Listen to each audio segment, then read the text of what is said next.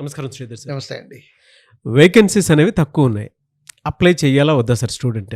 యాక్చువల్గా brighter side, darker side అంటూ ఉంటాం కదండి. ఇది భావానికి వస్తుంది ఇక్కడ.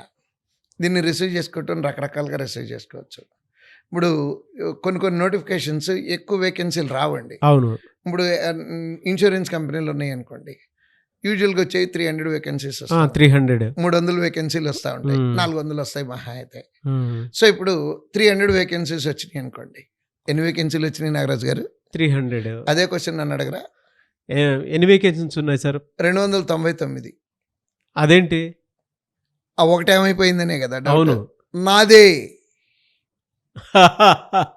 ఆ కాన్ఫిడెన్స్తో అప్లై చేయాలండి. ఓకే. అంతే తప్పించి 300 ఉన్నాయండి, నేను చిన్నప్పటి నుంచి నా క్లాసులో 60 మంది ఉంటే 60 వాడినండి. Don't degrade yourself. You're born to achieve. పుట్టింది సాధించడానికి, భయపడటానికి కాదు.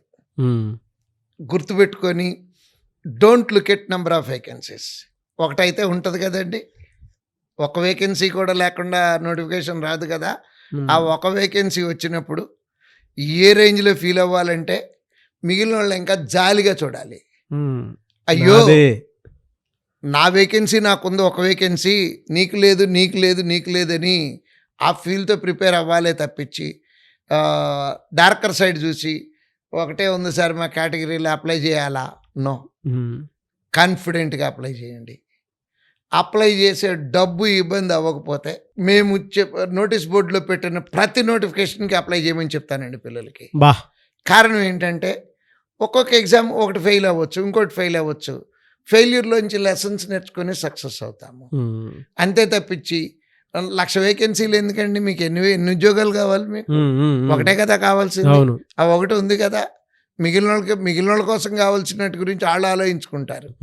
మీ వేకెన్సీ మీకు ఉంది కాబట్టి ఆ ఫీల్డ్తో అప్లై చేయకపోతే లైఫ్లో సక్సెస్ అవ్వలేమండి. చాలా వేకెన్సీలు 1, 2, 3, 4 ఉన్నాయండి. మరి ఎవరు అప్లై చేయకపోతే ఎవరో ఒకరికి ఉద్యోగం రావాలిగా.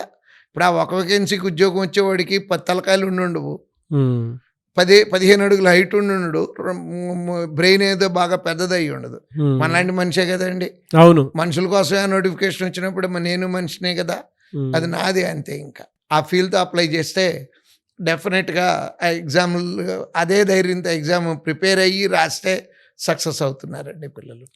కానీ ఆ కాన్ఫిడెన్స్ అనేది మీరు బిల్డ్ చేస్తుంటేనే నాకు ఈజీ అవుతుంది. అంటే నేను కూర్చొని నాకే ఒక ఈజీనెస్ వస్తుంది.